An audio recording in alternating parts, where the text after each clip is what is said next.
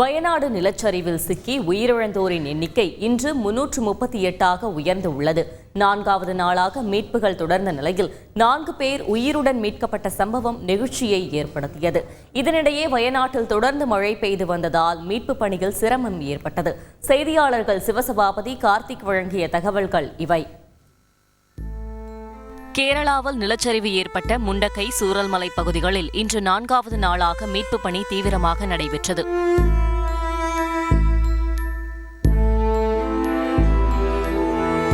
முண்டக்கை சூரல்மலை இடையேயான பாலம் நிலச்சரிவில் அடித்து செல்லப்பட்ட நிலையில் புதிய இரும்பு பாலத்தை இந்திய ராணுவம் நேற்று கட்டி முடித்தது. இந்த பாலத்தின் மூலம் ஏராளமான ஹிட்டாச்சி இயந்திரங்கள் முண்டக்கை பகுதிக்கு இன்று கொண்டு செல்லப்பட்டு மீட்பு பணி துரிதப்படுத்தப்பட்டது.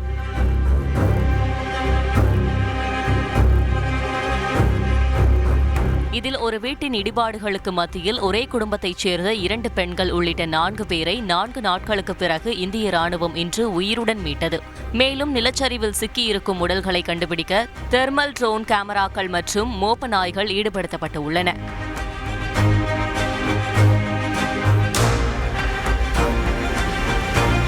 மீட்பு பணிகளில் இந்திய ராணுவம், NDRF, உள்ளூர் தன்னார்வலர்கள் என 2000க்கும் மேற்பட்டோர் முகாமிட்டு மீட்பு பணிகளில் ஈடுபட்டு வரும் சூழலில் அடிக்கடி மழை பெய்வதால் மீட்பு பணியில் சவால் ஏற்பட்டு உள்ளது. இதுகுறித்து மீட்பு பணியில் ஈடுபட்டு உள்ள தன்னார்வலர்கள் கூறுகையில், ரொம்ப அடியில் போய் கிடக்குது எல்லா பொடியும். நம்ம இந்த டாக் ஸ்குவாட் கொண்டு வந்து நம்மளாம் மூந்து பார்த்து இப்படியெல்லாம் தான் நாங்கள் சின்ன சின்ன பீஸாக தான் கிடைக்குது ஜாஸ்தி. இப்போ ஃபுல் பாடியாட்டினா கீழே தான் கிடக்குது. அதப்போ தொலாவிக்கிட்டு இருக்கிறோம். இன்னும் நிறைய மண்ணுக்குள்ளே புதஞ்சு கிடக்கு. எடுக்க முடியாத சூழ்நிலையில் மழையும் விடுறதில்ல. விட்டு மழை பெய்யறதுனால இது பண்ணுது. இதை இயந்திரத்தை கொண்டு செஞ்சிட்ருக்கிறாங்க.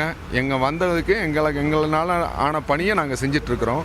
பாதிப்புகளை இன்று 2வது நாளாக நேரில் பார்வையிட்ட ராகுல் காந்தி, நிலச்சரிவில் பாதிக்கப்பட்டவர்களுக்கு காங்கிரஸ் சார்பில் வீடுகள் கட்டி கொடுக்கப்படும் என்று உறுதியளித்தார். முதல் கட்டமா 100 வீடுகளை காங்கிரஸ் கட்சி வழங்கும். பாதிக்கப்பட்ட மக்களை மீண்டும் அதே இடத்தில் குடியேற்ற மாநில அரசு வலியுறுத்தக்கூடாது.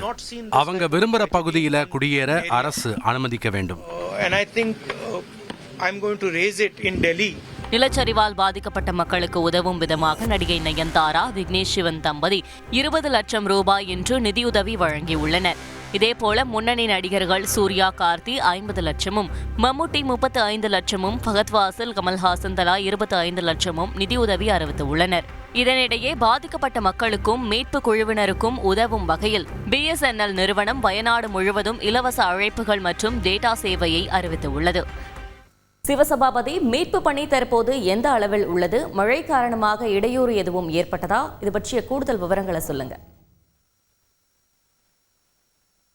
நிலச்சரிவு ஏற்பட்ட முண்டக்கை பகுதியில் பார்த்தீங்கன்னா 3 நாட்களாக மீட்பு பணி தொய்வு ஏற்பட்டிருந்தாலும் இன்று 4வது நாளான இன்று மிக வேகமாக மீட்பு பணி செய்யப்பட்டது. இங்கே பார்த்தீங்கன்னா கிட்டத்தட்ட 2000 மீட்பு பணி வீரர்களும் JCP 15க்கும் மேற்பட்ட JCPகளும் மீட்பு பணியில் ஈடுபட்டாங்க. இது மட்டும் இல்லாமல் பல குழுக்கள் அந்த பகுதி முழுவதுமே போய் யாராவது புதஞ்சிருக்காங்களா அப்படின்னு சொல்லிட்டு, உயிரோடு இருக்காங்களா அப்படின்னு சொல்லிட்டு ஒரு தேடுதல் வேட்டையும் நடந்தது. பின்னர் 4 மணி அப்போ காலநிலை மாறுபாடு காரணமாக எல்லோரும் இப்பணியை இத்தோடு முடிச்சுக்கிட்டு நம்ம கிளம்பலாம் அப்படின்னு சொல்லிட்டு குழுக்களாக கிளம்பி வர்றப்போ ரேடாரில் கிடைத்த ஒரு சிக்னலில் பள்ளிவாசல் அருகே புதைந்திருந்த ஒரு இடத்துலேருந்து ஒரு ஜீவன் இருக்கிற மாதிரி ஒரு சிக்னல் கிடைச்சதை தொடர்ந்து மீண்டும் அந்த பணி தொடர்ந்திருக்கு. பிரியா, விவரங்களுக்கு நன்றி சிவசபாபதி. செய்திகளை உடனுக்குடன் தெரிந்து கொள்ள உடனே சப்ஸ்கிரைப் பண்ணுங்க.